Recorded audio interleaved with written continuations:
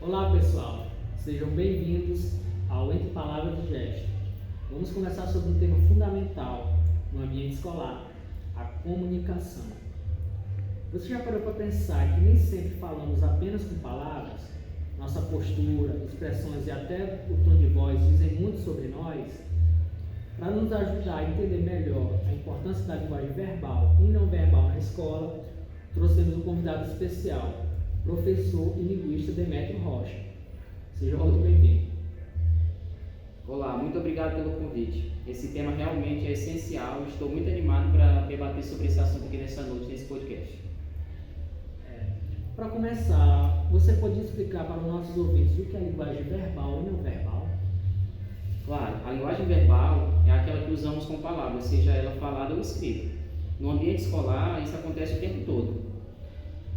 Em explicações de professores, em provas, trabalhos e até nas conversas entre colegas. Já a linguagem não verbal envolve tudo que comunicamos sem usar palavras, gestos, expressões faciais, postura, contato visual e até mesmo silêncio. Muitas vezes ela diz mais do que o próprio discurso.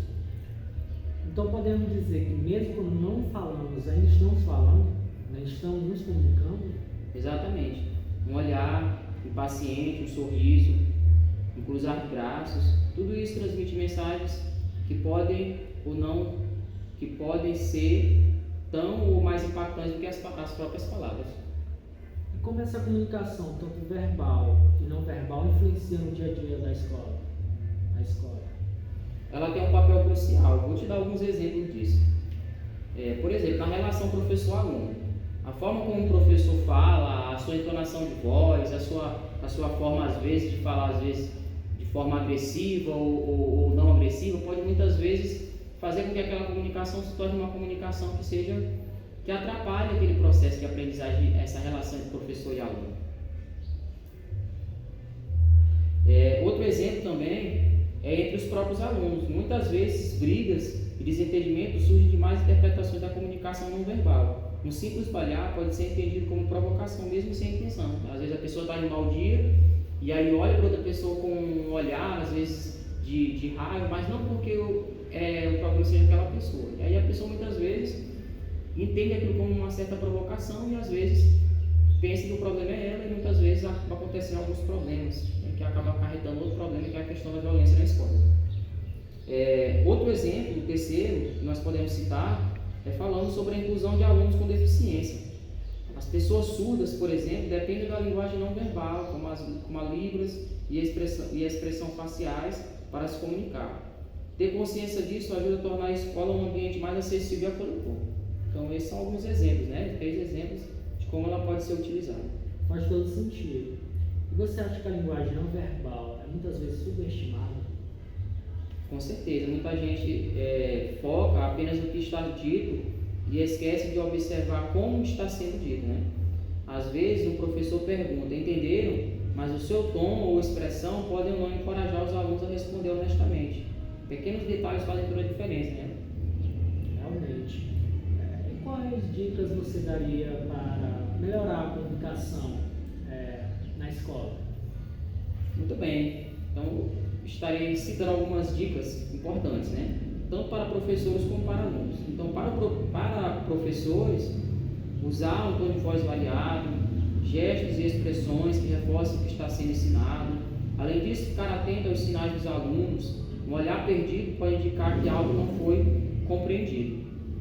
E aí, para alunos, eu sugiro prestar atenção ao que os colegas dizem, evitando interrupções e perceber também os sinais não verbais para entender melhor as intenções dos alunos. E para todos, desenvolver a empatia, saber se colocar no lugar do outro em determinadas situações, e a escuta ativa. Às vezes, só observar a postura e o tom de alguém já ajuda a evitar mal-entendidos. E que estratégias pedagógicas você indicaria para serem usadas em sala de aula?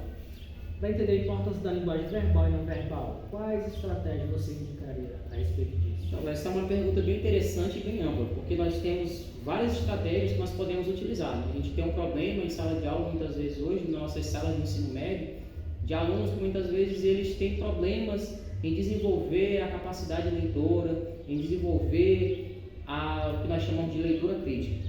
E aí, muitas vezes, você trabalhar gêneros textuais que fazem parte do dia a dia desse aluno é bem importante. Aí a gente pode citar, por exemplo, a charge.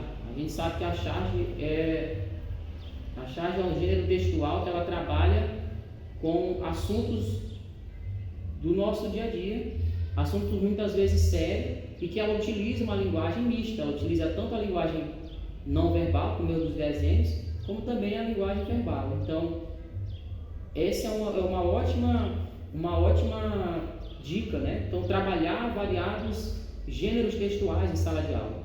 Outro gênero textual que podemos trabalhar também é a tirinha, que se parece também com a charge, que trabalha esses aspectos, tanto verbal como não verbal. E é muito interessante as ferramentas, porque por se tratar de uma linguagem mais jovem, né, meio jovem da internet, ela pode ser uma ferramenta muito bem utilizada dentro dos alunos adolescentes, né, porque eles estão habituados com isso na internet, nas redes sociais, então é realmente uma ótima ferramenta. Exatamente, se torna mais atrativo.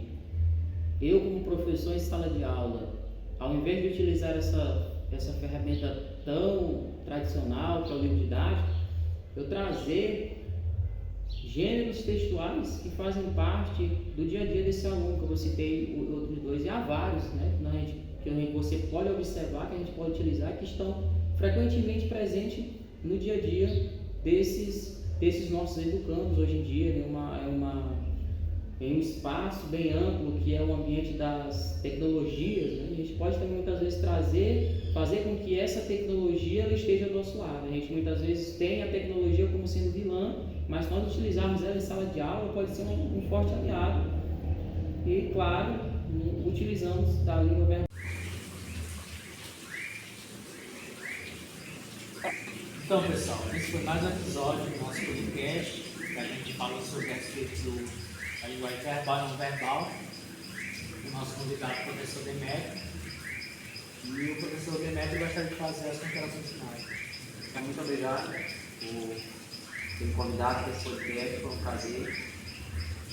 Quando sentir vontade de me convidar, estarei disponível para debater temas como esse, que são de suma importância para a nossa educação. Muito obrigado.